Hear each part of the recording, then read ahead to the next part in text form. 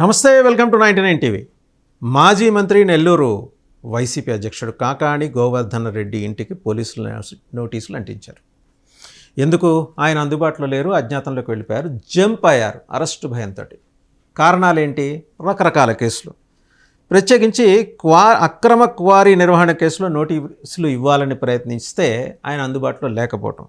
అసలు ఆ కేసు వివరాలేంటి? నెల్లూరు జిల్లా పొదలకూరు మండలంలో రుస్తుం మైన్స్ అని ఉంది. ఆ రుస్తుం మైన్స్లోంచి క్వార్ట్జ్ ఖనిజాన్ని అక్రమంగా తరలించారనేది కేసు. దాదాపు 250 కోట్ల రూపాయల విలువైన ఖనిజాన్ని తరలించారని కేసు. అంతేకాదు, ఇక్కడ అనధికారికంగా పేలుడు పదార్థాలు వినియోగించారనే ఆరోపణలు కూడా ఉన్నాయి. ఈ అభియోగాల కింద పోలీసులు ఇటీవల కేసు నమోదు చేశారు. వరుస సెలవులు రావడంతో కాకాణి గోవర్ధన్ రెడ్డి గారు ఎందుకైనా మంచిదని ముందస్తుగా ఊహించి జంప్ అయిపోయారనమాట. ఇందులో ఈ కేసులో మాజీ మంత్రి కాకాణి గోవర్ధన్ రెడ్డి గారు A4. ఇటీవల కొంతమందిని పోలీసులు అరెస్ట్ చేశారు. కోర్టు వారికి రిమాండ్ విధించింది. ఈ నేపథ్యంలో కాకాణి అరెస్టు కూడా తప్పదని అనుకుంటున్న వేళ ఆయన హఠాత్తుగా జంప్ అయ్యారు. ఇన్ఫ్యాక్ట్ ఆయన ఇంటికి పోలీసులు వెళ్తే దాదాపు 2 గంటలు వెయిట్ చేయాల్సి వచ్చింది. ఆయన అందుబాటులో లేరు, గేటుకి తాళాలు ఉన్నాయి, ఆయన PA ఫోన్ స్విచ్ ఆఫ్ అయింది. సో ఇంకా ఆయన ముందుగానే ప్లాన్డ్గానే హైకోర్టులో బెయిల్ కోసం అని చెప్పేసి అక్కడి నుంచి జంప్ అయి ఉంటారని చెప్పేసి సమాచారం. ఒకసారి నోటీసుల్లో ఏముందో చూద్దాం. క్వారీ అక్రమ రవాణా కేసులో విచారణకు హాజరు కావాలి, ఇది నోటీసులో ప్రధానంగా ఉంది. సరే, పొదలకూరు SI హనీఫ్ వెళ్ళారు. కాకాణి లేకపోవడంతో 2 గంటల సేపు ఆయన అక్కడే ఉన్నారు. చివరికి గేటుకి నోటీసులు అంటించి వచ్చారు.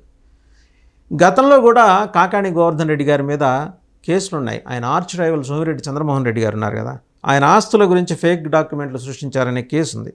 ఆ తర్వాత నెల్లూరు జిల్లా కోర్టులో సాక్ష్యాల దొంగతనంలో కూడా ఆయన హస్తం ఉందని చెప్పేసి ఆరోపణలు వినిపించాయి. తాజాగా అక్రమంగా క్వార్ట్జ్ ఖనిజాన్ని తరలించారని కేసు. ఈ కేసు నుంచి కాకాని తప్పించుకునే అవకాశం కనిపించకపోవడంతో ఆయన అక్కడి నుంచి జంప్ అయ్యారు అని. సర్వేపల్లిలో వరుసగా విజయాలు సాధించారు కాకాని గోవర్ధన్ రెడ్డి. గత ఎన్నికల్లో మాజీ మంత్రి సోమిరెడ్డి చేతిలో మాత్రం ఓడిపోయారు.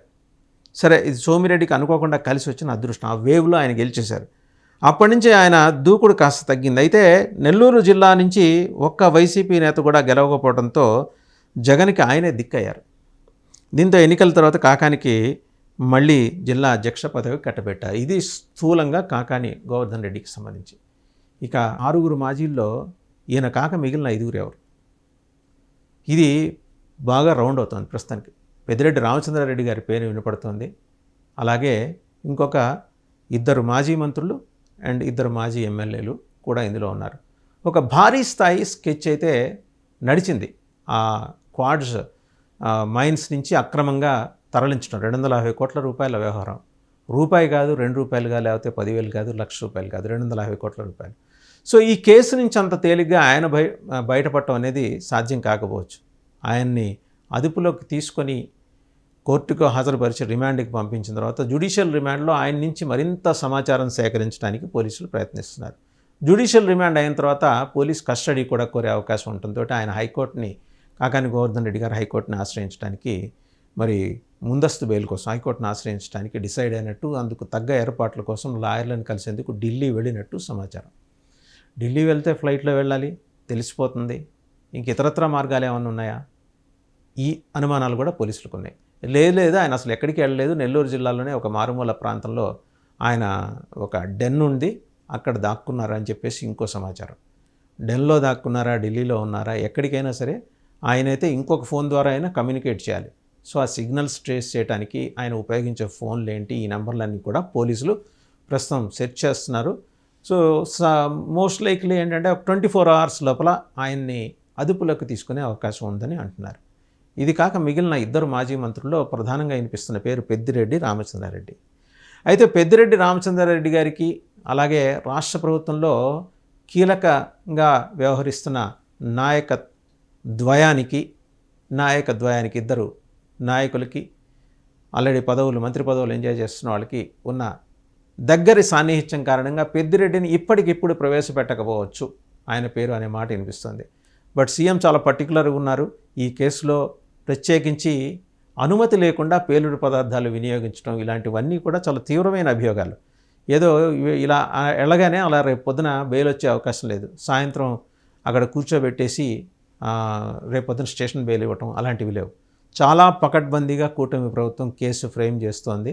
జగన్మోహన్ రెడ్డి గారిలాగా ఏదో ఫలానా ఎక్స్ని అరెస్ట్ చేద్దామంటే సాయంత్రానికి పోలీసులు వెళ్ళి అద్దంగిపోయిన సింగడు పోనుపాడు రాను వచ్చాడు అన్నట్టు అక్కడ ఉన్న వాళ్ళని అరెస్ట్ చేసి తీసుకురావడం అనేది అప్పట్లో జరిగింది.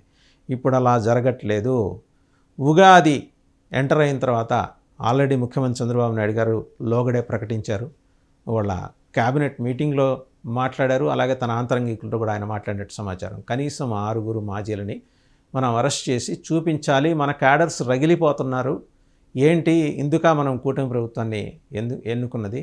ఇన్నాళ్ళు 5 ఏళ్ళు వైసీపీ నాయకుల చేతుల్లో, వైసీపీ దుష్ట నాయకత్వం చేతుల్లో బాధలు పడినా కూడా ఇంతవరకు వాళ్ళని అరెస్ట్ చేయకపోవటం ఏంటని. సో ఇవాళ మైనింగ్ కేసులు ఎలా తలకు చుట్టుకుంటాయనేది వేరే చెప్పాల్సిన అవసరం లేదు. అందుకనే కాకాని గోవర్ధన్ రెడ్డి అజ్ఞాతంలోకి వెళ్ళారు.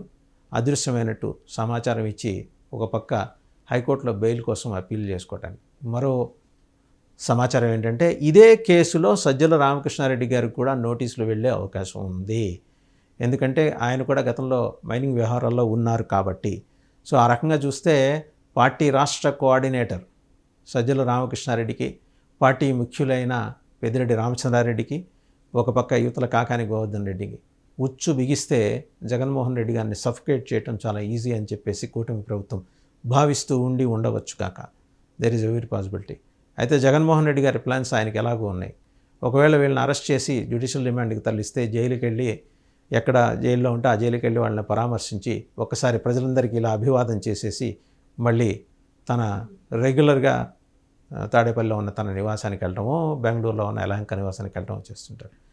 సో ఇలా ఒక్కళ్ళొక్కళ్ళుగా అరెస్ట్ అవ్వటమో, లేకపోతే ఆరోగ్య కారణాల రీత్యా కొంచెం పార్టీ కార్యక్రమాలకు దూరంగా ఉండటమో. కొడాలి నాని వ్యవహారం చూసాం. ఆయన్ని హుటాహుటిన బొంబాయి ఆసుపత్రికి ప్రత్యేక ఫ్లైట్లో తరలించారు. విజయవాడలో మనీ మధ్య హైదరాబాద్ ఏజీలో జరిగిన వైద్య పరీక్షల్లో ఆయనకి హృద్రోగానికి సంబంధించిన ఇష్యూస్ ఉండటం ఫైండ్ అవుట్ చేశారు. సో మొత్తంగా చూస్తే ఏంటంటే జగన్మోహన్ రెడ్డిని చుట్టుముట్టి కూటమి ప్రభుత్వం ఆయన్ని అష్టదిగ్బంధనం చేస్తోందనేది ఎస్టాబ్లిష్ అవుతూ వస్తున్న విషయం. సో చూడాలి ఏ రకంగా మరి కాకాని గోవర్ధన్ రెడ్డి వ్యవహారంలో టీడీపీ, బీజేపీ, జనసేన కూటమి ప్రభుత్వం వ్యవహరిస్తుంది. పకడ్బందీగా కేసులు పెడుతుందా, లేదా అసలు ఇంతవరకు ఆధారాలు లేక జాప్యం చేస్తూ వచ్చిందా, హఠాత్తుగా దొరికిన ఎవిడెన్స్ ఏంటి, వీటన్నిటి మీద కూడా పోలీస్ వర్గాల్లో అయితే తీవ్రంగా చర్చ జరుగుతుంది.